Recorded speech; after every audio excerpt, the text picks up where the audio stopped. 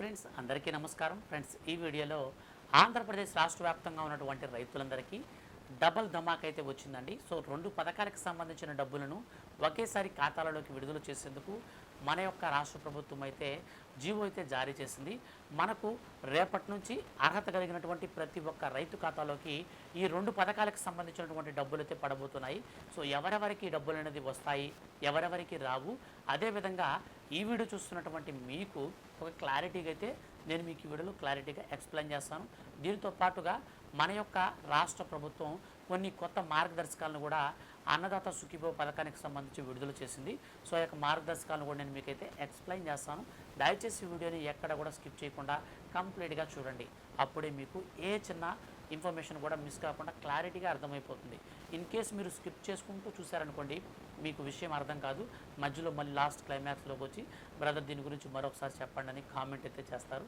Please దయచేసి నేను చెప్పేది కొంచెం క్లారిటీగా అర్థం చేసుకోండి. మీరైతే స్కిప్ చేయకుండా పూర్తిగా చూడండి. ఇక లేట్ చేయకుండా టాపిక్ని మనం స్టార్ట్ చేద్దాం. ఫ్రెండ్స్, ఆంధ్రప్రదేశ్ రాష్ట్ర ముఖ్యమంత్రి నారా చంద్రబాబు నాయుడు గారు మన రాష్ట్ర వ్యాప్తంగా ఉన్నటువంటి రైతుల ఖాతాలలోకి అన్నదాత సుఖీభవ పథకానికి సంబంధించిన డబ్బులు విడుదల చేసేందుకు ముందుగా మన యొక్క రాష్ట్ర ప్రభుత్వం ఇప్పుడు కొత్తగా ఏం చేసిందంటే, ఒక్కొక్క రైతుకి డబ్బులు అర్హులో కాదో తేల్చుకునేందుకు ఇప్పుడు రైతులకు సంబంధించి వెరిఫికేషన్ ప్రక్రియ అయితే స్టార్ట్ చేసింది.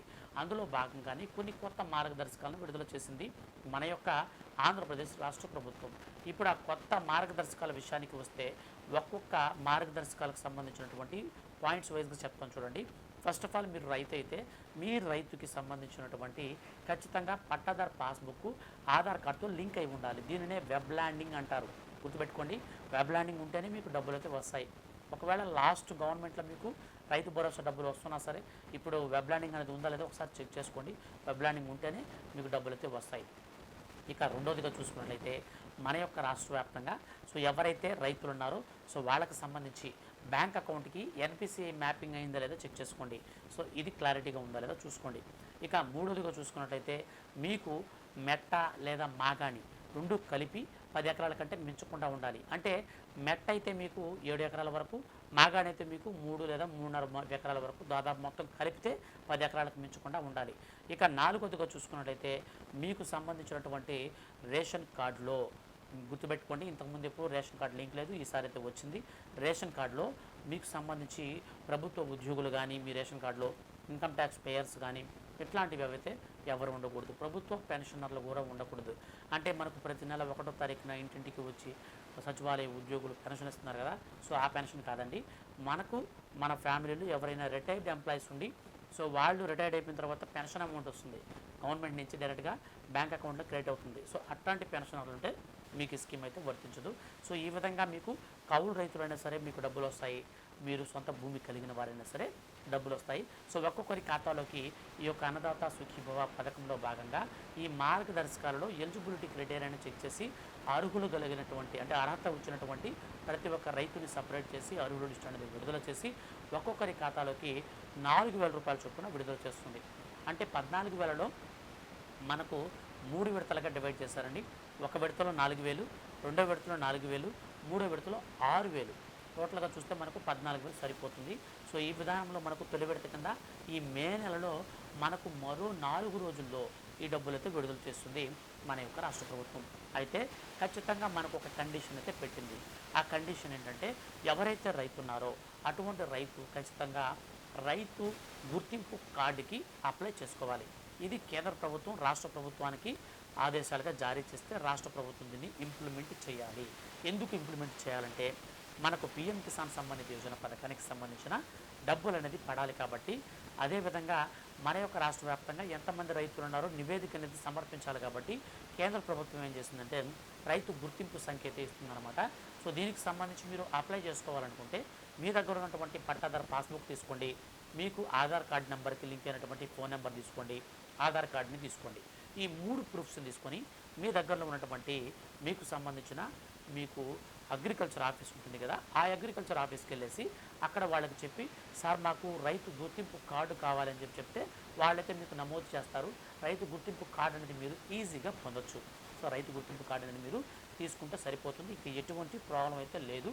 డైరెక్ట్గా మీరు రైతు గుర్తింపు కార్డుని తీసుకొని మీరు పక్కన పెట్టుకుంటే చాలు. మీకు సంబంధించినటువంటి భూమి ఎంత ఉంది, మీకు పంట నష్ట పరిహారం ఏదైనా సరే జరిగిన విత్తనాలు సబ్సిడీ రేట్లతో ఎరువులు ఇట్లాంటి బెనిఫిట్స్ అన్నీ కూడా రైతు గుర్తింపు కార్డు అయితే మనకు రాష్ట్ర ప్రభుత్వం మరియు కేంద్ర ప్రభుత్వం అయితే అందిస్తాయి. అందుకే ఇప్పుడు దీన్ని ఖచ్చితంగా అందరూ కూడా చేసుకోవాలి. సో ఎవరైతే పీఎం కిసాన్ పథకానికి సంబంధించి గతంలో ఇప్పటి వరకు కూడా ఈకేవైసీ చేసుకోకుండా ఉన్నారో అటువంటి వారందరూ కూడా చేసుకుంటే వాళ్ళందరి ఖాతాల్లో కూడా ఖచ్చితంగా మేము ఈ యొక్క పీఎం కిసాన్ 20వ విడత డబ్బులను విడుదల చేస్తామని చెప్పేసి కేంద్ర ప్రభుత్వం చెబుతుంది. ఇక రాష్ట్ర ప్రభుత్వం కూడా మనకు 20,000 రూపాయల బెనిఫిట్ అనేది పొందాలి అంటే సో రాష్ట్ర ప్రభుత్వం 14 ఇస్తుంది, కేంద్ర ప్రభుత్వం 6,000 ఇస్తుంది. మొత్తంగా మనకు 20,000 రూపాయలు అనేది మనకు పొందాలి అనుకుంటే ఖచ్చితంగా మనం ఏం చేయాలంటే ఫస్ట్ ఆఫ్ ఆల్ ఈ రైతు గుర్తింపు కార్డు అయితే తీసుకోవాల్సి ఉంటుంది. సో ఇప్పటి వరకు మీరు వెళ్ళి చూసుకోకపోతే దయచేసి ఈ వీడియో చూసిన వెంటనే మీ యొక్క ఫ్రెండ్స్ అండ్ ఫ్యామిలీకి కూడా షేర్ చేసి వాళ్ళని కూడా రైతు గుర్తింపు కార్డుకి అప్లై చేసుకోమని చెప్పండి. ఈ రైతు గుర్తింపు కార్డు ఎందుకనంటే అనర్హులను ఏరివేసేందుకు మెయిన్ అయితే ఉపయోగపడుతుంది గవర్నమెంట్కి. సో దీనివల్ల మనకు కూడా కొన్ని బెనిఫిట్స్ అయితే ఉంటాయి. చెప్పాను కదా, సబ్సిడీ రేట్లతో ఎరువులు, విత్తనాలు, అకాల పంట వర్షం వచ్చినప్పుడు నష్టం జరిగినప్పుడు మనకు పంట నష్ట పరిహారం కూడా ఇస్తారన్నమాట. సో ఇట్లాంటి బెనిఫిట్స్ అన్నీ మనకు ఉంటాయి కాబట్టి సో చాలా అంటే చాలా యూజ్ఫుల్గా ఉంటుంది. కాబట్టి రైతు గుర్తింపు కార్డుకి అయితే అప్లై చేసుకోండి. ఎవరైతే ఈ రైతు గుర్తింపు కార్డుకి అప్లై చేసుకుని ఇందాక ముందు నేను చెప్పినటువంటి ఆ యొక్క మార్గదర్శకాల ప్రకారంగా అర్హత సాధిస్తారో అటువంటి వారందరినీ కూడా మన యొక్క రాష్ట్ర ప్రభుత్వం మనకు ఫైనలైజ్ చేసి అర్హుల లిస్టుని విడుదల చేసి మరో 4 రోజుల్లో అర్హత కలిగినటువంటి ప్రతి ఒక్క రైతు ఖాతాలోకి డబ్బులను అయితే విడుదల చేస్తుంది. ఇక అదేవిధంగా రైతులకు సంబంధించి మరొక గుడ్ న్యూస్ కూడా వచ్చిందండి. రైతులకు సంబంధించినటువంటి గుడ్ న్యూస్ విషయంలో ఇప్పటి వరకు ఎవరైతే రైతులు ఈ యొక్క రైతు రథం పథకానికి సంబంధించి అప్లై చేసుకోకుండా ఉన్నారో అటువంటి వారికి ముఖ్యంగా ఎస్సీ, ఎస్టీ, బీసీ ఈ 3 కేటగిరీలకు సంబంధించినటువంటి వారు ఎవరైనా చిన్న సన్నకారు రైతులు కనుక ఉన్నట్లయితే ఇటువంటి వారికి రైతు రథాల పేరుతో గతంలో మనకు టీడీపీ హయాంలోనే ట్రాక్టర్లు, అలాగే మనకు రోటర్వేటరు, తర్వాత మనకు ఈ కల్టివేటరు ఇట్లాంటివన్నీ కూడా అయితే మనకు కొన్ని రకాల వ్యవసాయ పనిముట్లను కూడా అయితే మనకు గతంలో టీడీపీ హయాంలో ఇచ్చేది. ఇప్పుడు దీన్ని మనకు చంద్రన్న రైతు రథంగా పేరు మార్చి ఇప్పుడు మనకు వచ్చేసి డైరెక్ట్గా రైతు రథం పేరుతో ఈ పథకాన్ని కూడా మనకు లాంచ్ చేయడానికి ఆంధ్రప్రదేశ్ రాష్ట్ర ముఖ్యమంత్రి నారా చంద్రబాబు నాయుడు గారు అయితే దీనికి సంబంధించి ఆదేశాలు కూడా జారీ చేశారు. అయితే ఇంకా కూడా మనకు ఫుల్ ఫ్లెడ్జ్డ్గా ఎవరెవరి హ్యాండ్ అవుట్స్లో ఇంకా మనకు ఈ యొక్క రైతు రథాలు పంపిణీ చేయాలనే దానికి సంబంధించి పూర్తి సమాచారం రాలేదు. అయితే ఇది వచ్చేసి మనకు ముఖ్యంగా చూసుకున్నట్లయితే ఈ రైతు రథాలు ఈ యొక్క రైతులకు ఇచ్చేటువంటి కార్యక్రమం చూసుకుంటే ఒక ఊరిలో ఒకరికి మాత్రమే ఉంటుంది ఈ యొక్క అవకాశం అనేది. ఒక ఊరు మొత్తం మీద మనకు చూసుకున్నట్లయితే ఎస్సీలకు వచ్చిందనుకోండి, నెక్స్ట్ బీసీల్లో ఒకటి ఇస్తారు, ఎస్సీల్లో ఒకటి ఇస్తారు, ఎస్టీలో ఒకటి ఇస్తారు. సో టోటల్గా 3 వెహికల్స్ మాత్రమే రైతు రథం పేరుతో అయితే వస్తాయి. దీనికి సంబంధించి ఫర్దర్గా మనకు గవర్నమెంట్ నుంచి ఇంకేదైనా మూవ్మెంట్ అంటే నెక్స్ట్ అప్డేట్ కనుక ఏదైనా వస్తే ఖచ్చితంగా నేను మీకైతే వీడియో చేసి తెలియజేస్తాను. త్వరలో దీనికి సంబంధించి పర్టికులర్గా మనకు ఎలా అప్లై చేసుకోవాలి, దీన్ని ఎలా పొందుకోవాలి, దీనికి మనం ఎంత సబ్సిడీ వర్తిస్తుంది, ఇదంతా కూడా అయితే నేను మీకు క్లారిటీగా అయితే మరో వీడియో చేసి తెలియజేస్తాను. ఆ వీడియో అనేది మీరు మిస్ కాకుండా ఉండాలి అనుకుంటే మన ఛానల్ని సబ్స్క్రైబ్ చేసుకోండి.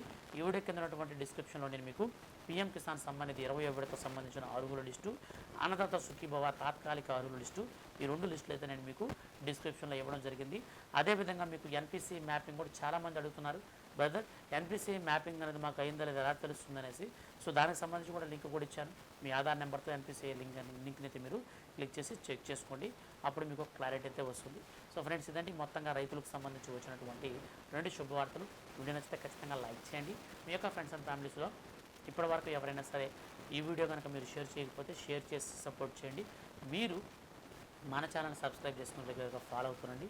Thank you for watching and have a nice day. Bye bye.